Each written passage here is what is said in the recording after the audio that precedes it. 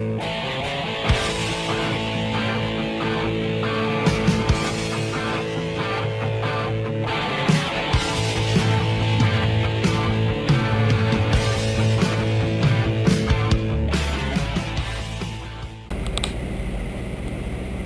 think I got my SD card fixed. I reformatted, removed everything.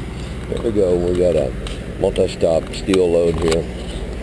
And we got a long sheet, and it's really more of a sheet, not a plate. It kind of is easily, bent around a little bit, as you can see over there. But did my normal corner capture.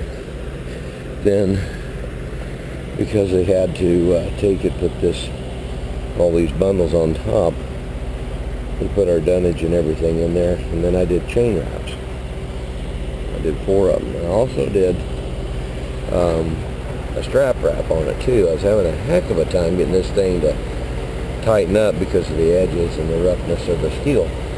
So I used some cardboard on there, and I did my wrap, but that way allow it to slip and pull in. So now this one is just kind of different. As you can see up in there, it's got different wood pieces holding everything down so it doesn't collapse too easily. Different radius curved pieces. I'm not sure what they're making. I have no idea.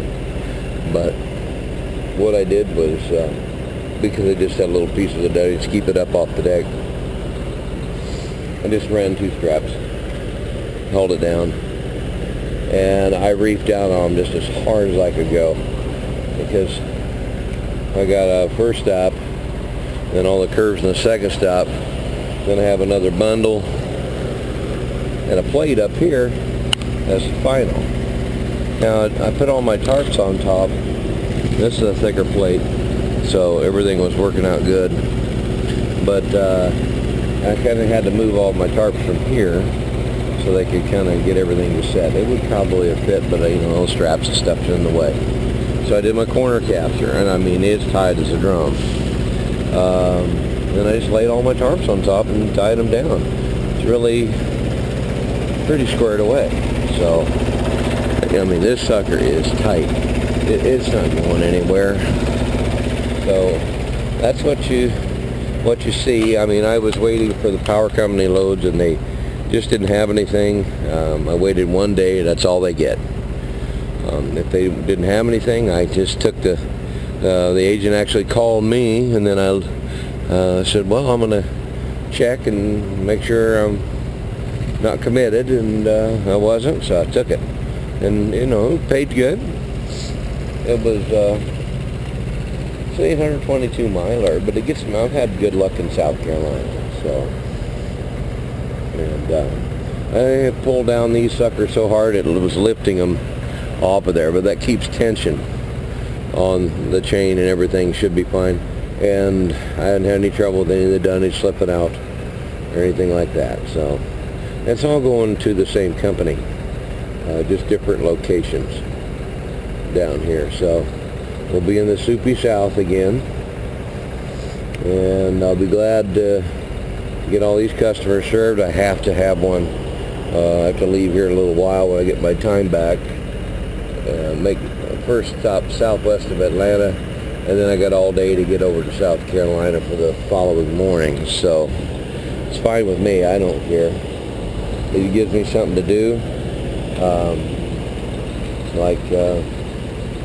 Pay me, I'm easy, So hopefully things get better, and summer's gonna start rolling in with good money, and everybody will start doing a little bit better. We sure had enough of the bad stuff this past year. It really sucked, so I'll be glad to see something decent.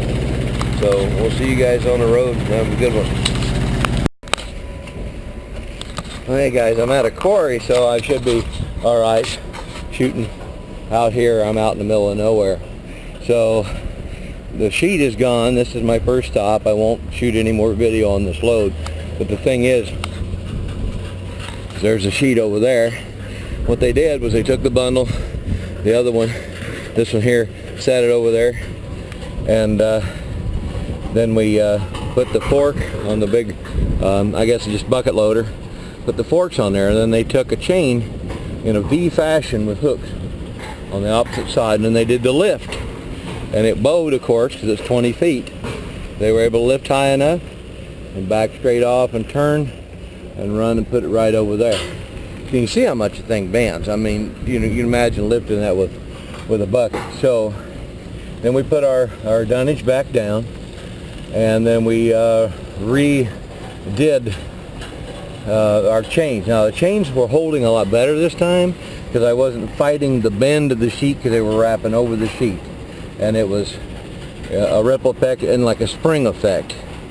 So it really came in handy, you know, to get that thing off of there, and it made it so much easier. This is so normal, you know, to be able to chain it and have it, you know, slip one link or whatever and then come grab. So yeah, I see one link there. It looks like I need to bump it, and then I might take care of business there. So I'll get my bar, and it just doesn't want to act right sometimes. So what I do is I take my bar and I lift and I slip the chain under it and let it come back down. It clamps itself. It's not coming out. And I put my strap back on, even though I just thought, you know, I'm just going to do it. I mean, I had it coming down and everything was fine. Everything stayed really tight. So what I did was, again, now you can do these chains wrong and you can do the strap wrong. So you want to come over the top and around and down. You want downward pressure. You don't want lifting pressure or having it being in a twist, because it will cause it to twist a little bit, and it doesn't have the pressure. You want to have some down pressure, and that's what it is. It's just controlling the piece. Every few feet I have a chain, and yeah, just keeping it squared away that way. So it's more than just weight control, because the weight isn't that much. It's length and dimension control. So that's what we want to have. And I only have so many spots in the trailer, as we know, so I'm going offset of most of the dunnage there, so there's no problem. Now, I learned what these are. These are bucket liners. So, because it's a quarry, the abrasiveness of the material, the handling, wears them out, so those are new bucket liners. And I had no idea what the heck they were. So, we know that's going to final because it says final stop, reading upside down. And on your bills of lading, multi-stop, they made me a copy of the master. We had each stop on there. And I just put stop 1, 2, and final, and then a received and an X by each one in succession, so then I can keep them all squared away. That's just how I do it, but every shipper's different. You know, they might have just a full bill of lading for each group. That's fine too. You know, as long as you know which one's which, you know, I should say, even you guys know how to do that stuff. But pretty much what it is, I just wanted to show what happened with this stuff and how it goes back on. That's all. It's pretty simple, but you know, when they only have a bucket loader and they don't have a sky crane, they don't have this or that, because it was loaded by sky crane. And you know, you just want to see how they're going to be able to handle it. They were talking about snagging it and pulling it off the back, but if it flopped and it went into my lights, and I brought that up, I said, well, I don't know if that'll work. What if it flips back into these lights right here? Well, there's quite a bit of damage. You could take, you know, and just totally screw up my trailer. Well, my trailer or not, it doesn't matter. Damage is damage, and I ain't going to let it happen. So we just got to kind of talk things through, come up with a plan, and with the head guys, so we can kind of see what's going on. So that's it. That's all you get from me on this one. And I'm not sure what's next, if we're going to do another chassis, motorhome chassis load, because they pay good. And I've had calls on military, but you know, they want me to wait a day or 2 days and for a load that doesn't pay as good as the other stuff does. It's called turn and burn. I got to make some money, minimum each week, or at least try and make something for the house. Well, my wife's going to pinch my weenie, so I got to get my poop in a group, and we'll see you guys on the road.